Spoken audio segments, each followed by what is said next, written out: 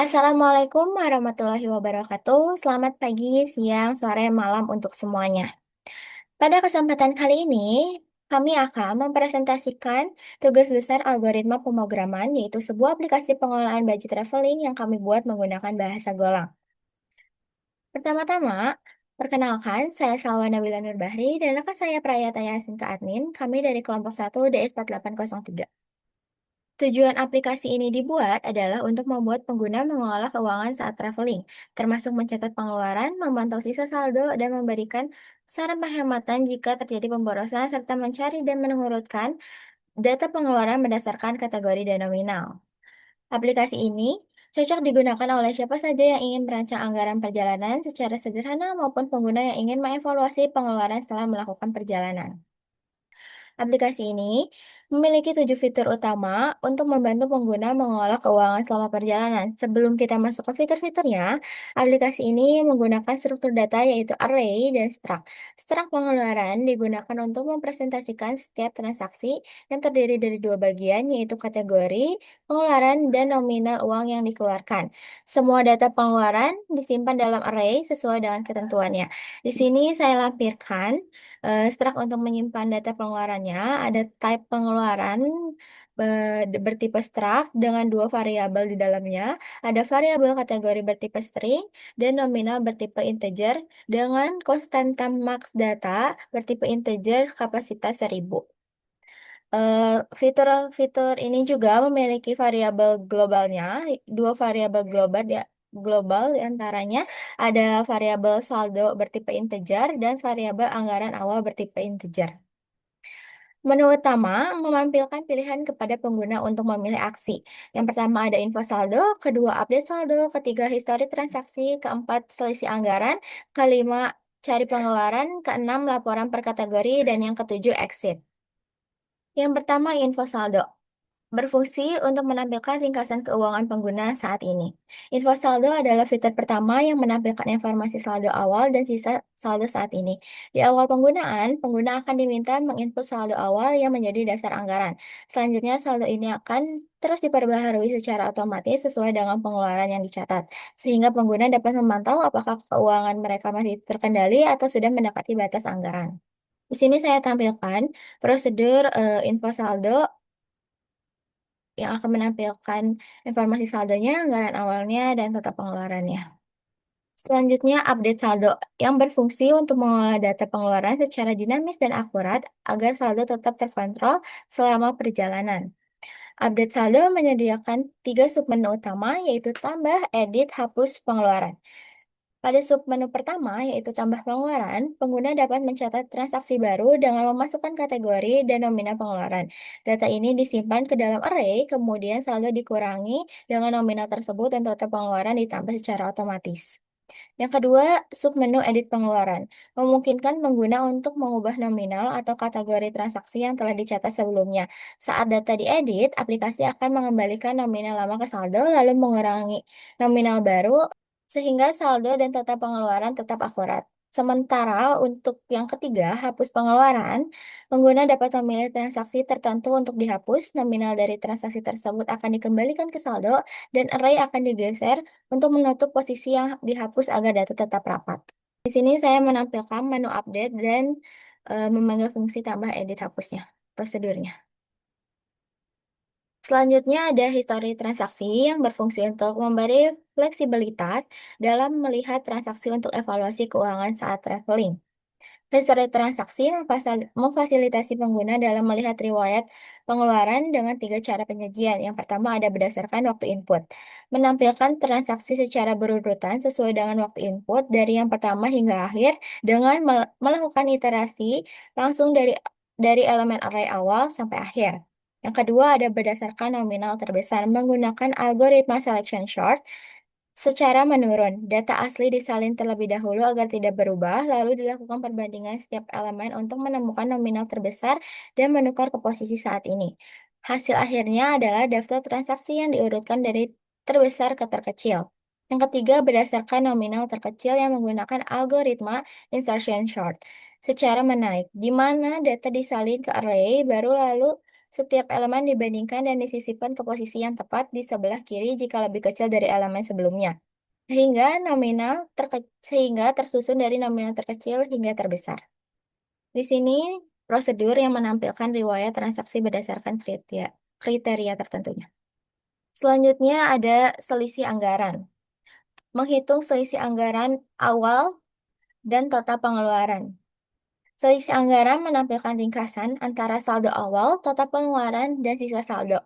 Total pengeluaran diperoleh dari penjumlahan semua transaksi, sedangkan sisa saldo adalah hasil pengurangan antara saldo awal dan total pengeluaran. Fitur ini juga memberikan saran penghematan secara otomatis jika sisa saldo berada di bawah batas tertentu, misalkan kurang dari 25% dari saldo awal. Sistem akan memberikan peringatan dan menyarankan pengguna untuk mengevaluasi kategori pengeluaran terbesar atau menekan pengeluaran yang tidak terlalu penting agar dana cukup hingga akhir perjalanan. Di sini saya lampirkan ada prosedur selisih anggaran dan saran hemat.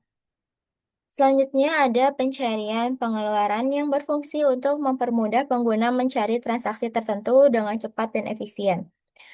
Cari pengeluaran terdiri dari dua metode pencarian, yaitu pencarian berdasarkan kategori menggunakan sequential search dan pencarian berdasarkan nominal menggunakan binary search. Pada pencarian kategori program, akan melakukan pencarian dari awal hingga akhir array dan mencocokkan input pengguna dengan kategori dalam setiap transaksi. Jika cocok, data akan ditampilkan. Sementara binary search digunakan untuk mencari transaksi berdasarkan nominal tertentu. Data akan disalin dan diurutkan menggunakan insertion sort. Setelah itu, pencarian dilakukan dengan membandingkan nilai tengah dari array dan mempersempit rentang pencarian ke kiri atau kanan hingga ditemukan nominal yang sesuai atau dipastikan tidak ada. Di sini saya lampirkan prosedur cari pengeluaran dan menu cari datanya. Selanjutnya ada laporan per kategori yang berfungsi untuk menampilkan transaksi dalam kategori tertentu. Laporan per kategori menyediakan rekap pengeluaran berdasarkan kategori yang telah digunakan pengguna. Aplikasi akan membaca seluruh data transaksi dan mengelompokkan nominal sesuai nama kategori, lalu menghitung total pengeluaran untuk setiap kategori. Ini membantu pengguna menganalisis pengeluaran terbesar ada di kategori apa sehingga dapat menjadi bahan evaluasi dalam perancangan keuangan ke depannya. Di sini saya lampirkan prosedur pengeluaran per kategori. Di dalamnya terdapat beberapa kategori, di antaranya ada akomodasi, transportasi, konsumsi, hiburan, dan belanja. Dan yang terakhir adalah exit, merupakan fitur untuk mengakhiri program. Oke, karena teman saya tadi sudah menjelaskan alur dan fungsi dari program ini secara detail, sekarang saya akan menjalankan programnya.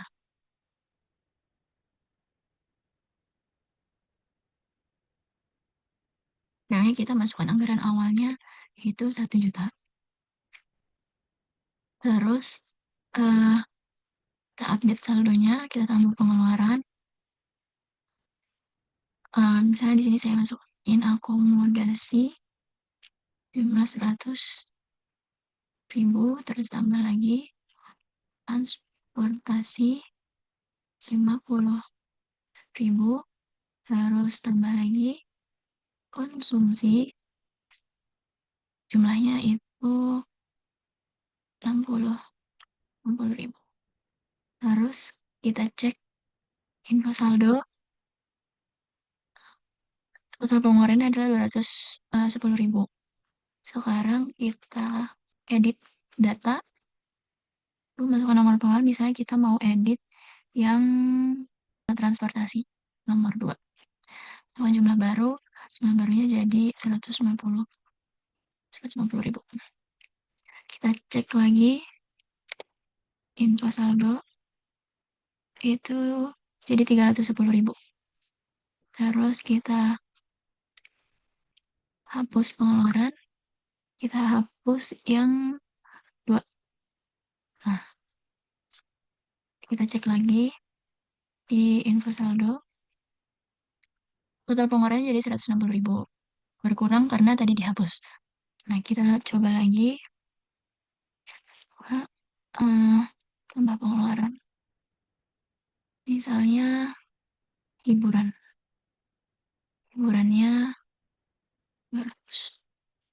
Terus kita coba fitur lain, itu ada 3 histori transaksi berdasarkan waktu input.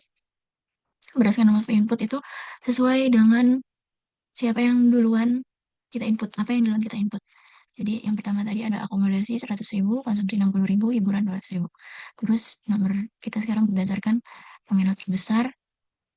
Sesuai nominal terbesar dia akan keluar eh sesuai urutan dari yang paling besar. Sekarang nomor 3, ini sesuai dengan urutan yang paling terkecil. Nomor 4, exit kita cari selisih anggaran. Total pengeluarannya baru 360.000, sisanya masih ada 640.000, jadi kita masih ada dalam batas anggaran. Kelima, cari pengeluaran. Kita berdasarkan kategori, tadi ada akomodasi, keluar 100.000. Nah, misalnya kita cari yang belum kita input, yaitu belanja. Nah, kategori tidak ditemukan karena kita belum menginput pengeluaran belanja. Terus, berdasarkan nominal, itu ada, misalnya kita inputnya 100.000. Nah, dia akan keluar pengeluaran yang nominalnya 100.000. Misalnya kita input yang nggak ada itu 25.000. Nah, nominal tidak ditemukan karena kita nggak nge-input pengeluaran yang jumlahnya 25.000. Terus exit, terus kita cari pengeluaran per kategori. Nah, di sini dikeluarin, dikasih tahu eh, total pengeluaran per kategori itu ada akomodasi 100.000, konsumsi 60.000, hiburan 200.000. Sekarang kita coba eh, yang lebih dari batas anggaran. Net saldo, pengeluaran, akomodasi 500. 500. Terus tambah lagi transportasi 80. Terus tambah lagi belanja misalnya 300. Nah, kita cek selisih. Hmm, Nah, bakal dikasih tahu kita keluar dari batas anggarannya berapa. Ini di selisih anggaran minus 240.000. Kita bakal dikasih tahu pengeluaran melebihi anggaran. Terus pengeluaran terbesarnya ada di akomodasi, yaitu 500.000. Selanjutnya, coba kita cek info saldo. Info saldonya, oh, saldo saat ininya ada minus 240 total anggarannya. Terus total pengeluarannya ada 1.240.000. Sekarang kita coba, kita belum nge-input apa-apa. Dia bakal ngeluarin apa?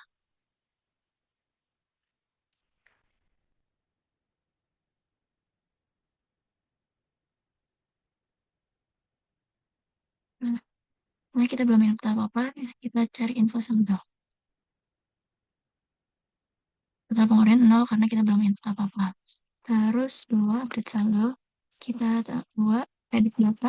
Dia bakal keluar belum ada pengeluaran. Terus 3, sama bakal keluar belum ada pengeluaran. Terus habis itu 3, sama seperti sebelumnya. Di history juga kalau kita belum input apa-apa, dia bakal output belum ada pengeluaran. Terus 4, pengeluaran masih dalam batas anggaran karena belum minus. Terus 5, cari pengeluaran. Misalnya berdasarkan kategori, kita bakal input konsumsi. Kategori, dia bakal mengoutput kategori tidak ditemukan. Terus nomor 2, kita masukin 10.000. Dia bakal ngeluarin nominal tidak ditemukan. Sumber exit dulu, nomor 6, itu, nah, ini nol semua karena kita belum input apa-apa. Demikian yang dapat kami sampaikan mengenai program ini. Terima kasih atas perhatian dan waktunya. Kami mohon maaf apabila ada penjelasan yang kurang jelas atau kekurangan dalam penyampaian. Wassalamualaikum warahmatullahi wabarakatuh.